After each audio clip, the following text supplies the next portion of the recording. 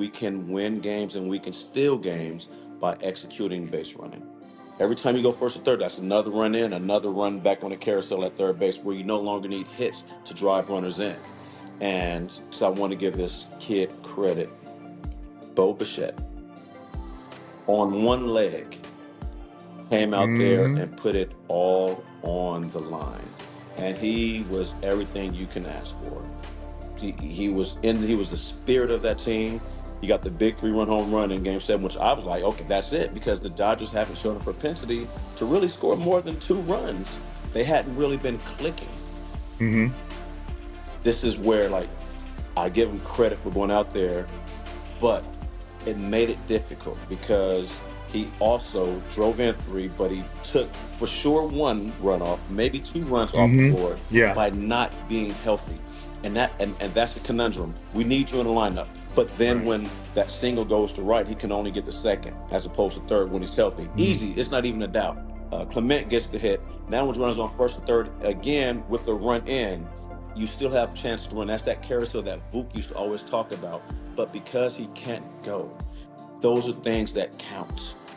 Because that 1 run that he wasn't able to score, although he drove in 3, that 1 run, you get a walk and 2 singles off of Shohei in an inning, you've done your job. Now you needed a 3rd hit to drive in a run.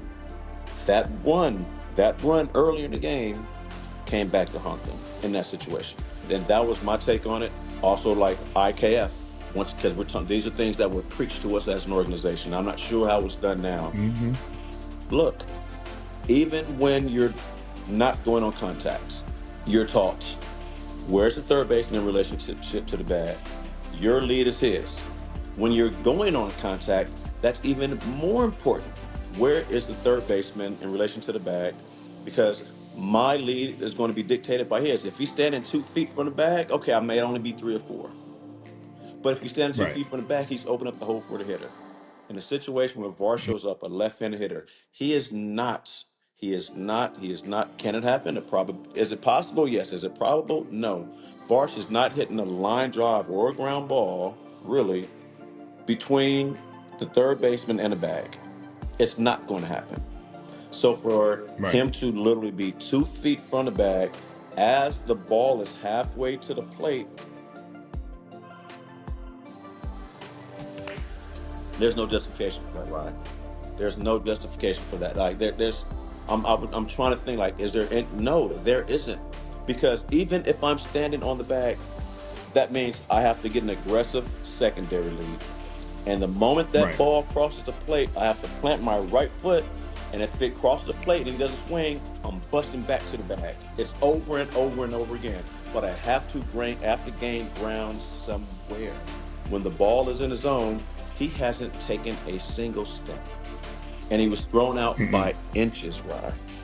You don't have to be fast to execute base running. We were taught coming up through the minor leagues in the system about base running, the importance of base running and being able to, like, try to steal that extra run. As you mentioned earlier with Bichette not getting on, I think it was the first inning, second inning, that hurt. Because I remember watching that and I was like, ooh, that's going to, hopefully that doesn't come back to haunt them to have to get this third base hit, or you got to get a wild pitch in order for him to try to score. Because it should be 1-0 right now.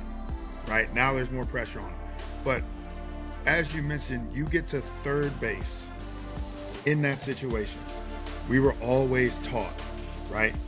Yes, as far as the third baseman is, you get off just as equally as far. If you're not, like a guy like myself, as I became less swift of foot,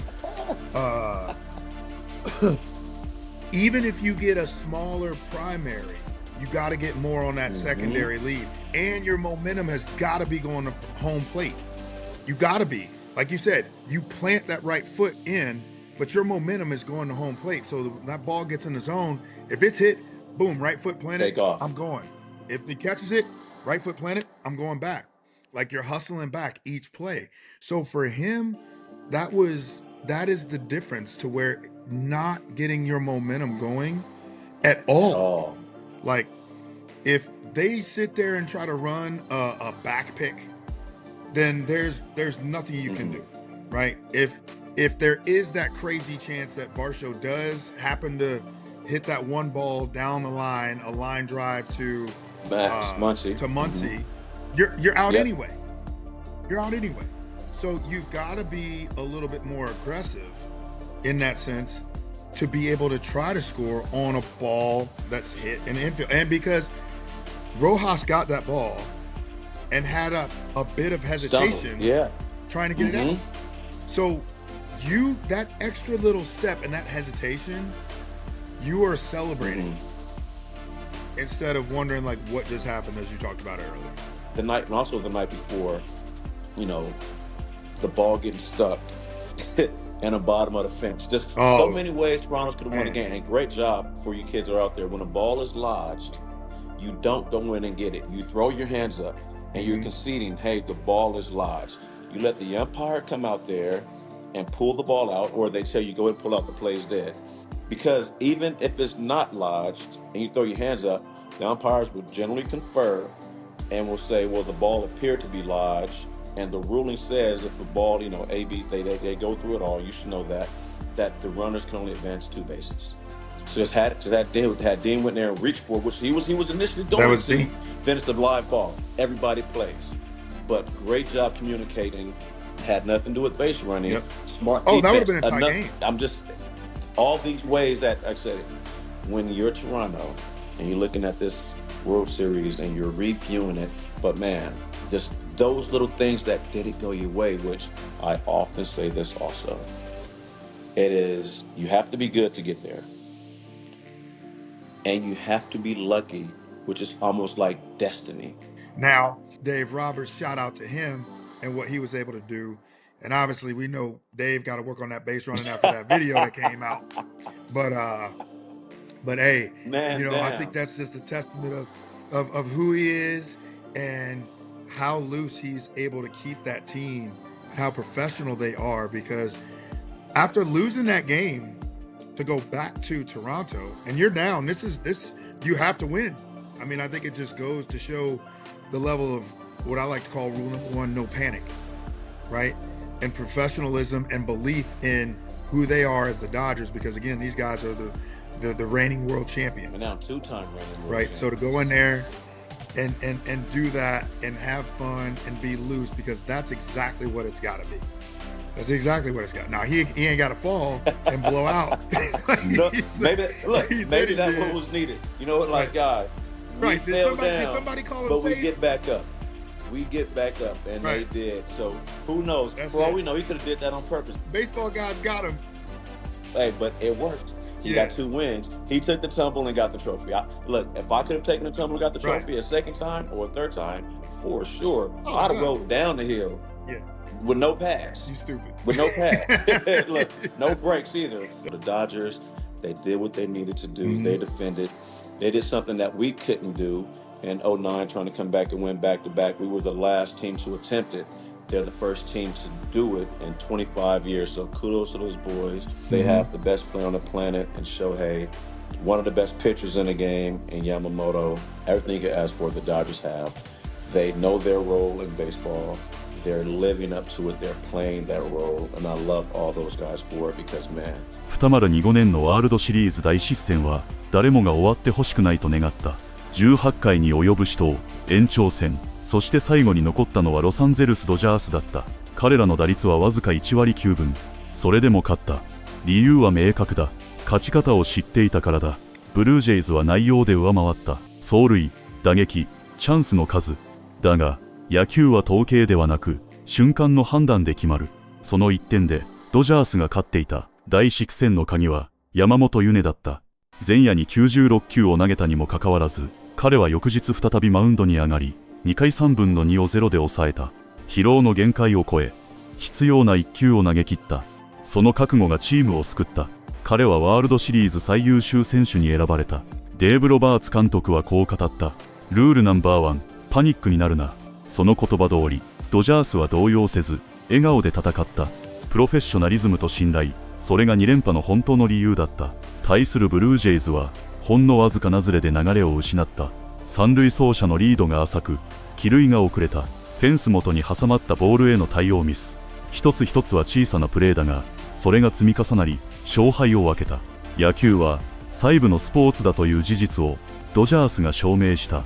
打線が沈黙しても守備と投手陣で試合を支配できる。これが王者の形だ。大谷の存在感、山本の安定感、そしてロバーツのマネジメント、チーム全体が同じ方向を向き、自分たちは勝てると信じていた。この勝利でドジャースは25年ぶりの連覇を達成した。だが彼らの目はすでに次を見ている。2026年スリーピート。そのために何が必要か。まず第一に健康管理とローテーションの最適化。山本、佐々木朗希、そして若手リリーフの負担を分散すること。短期決戦での再登板に頼りすぎれば代償は大きい。チームは新たなブルペンシステムを構築する必要がある。次に攻撃力の強化。2年連続での優勝を支えたのは投手力だが、3連覇を狙うにはもう1枚のカードがいる。それが村上衆に正だ。彼が加われば打線の重心はさらに強固になる。大谷翔平、フレディ・フリーマン、そして村上は週なきた。3人が並ぶ打順は投手にとって悪夢になる。そしてチームカルチャーを維持すること。ロバーツ監督の掲げる楽しむこと、恐れないこと、信じること。この3つが崩れない限りドジャースは勝ち続ける。彼らは野球の勝ち方を知っている。それはデータではなく精神と準備によって支えられている。ドジャースはアメリカのチームではない。今や世界のチームだ。日本、アメリカ、ラテンアメリカの才能が一つの文化の中で融合し、新しい野球を作っている。その象徴がこのチームだ。2026年、3度目の10月が近づいている。ドジャースは再び挑戦する。歴史に名を刻むために、その道を導くのは、大谷翔平の存在感と、山本由伸の冷静な腕、そして、次の世代の力村金村貸しのバットだ。ロサンゼルスの青が、再び秋の夜空を染める。それが、王者の証となるだろう。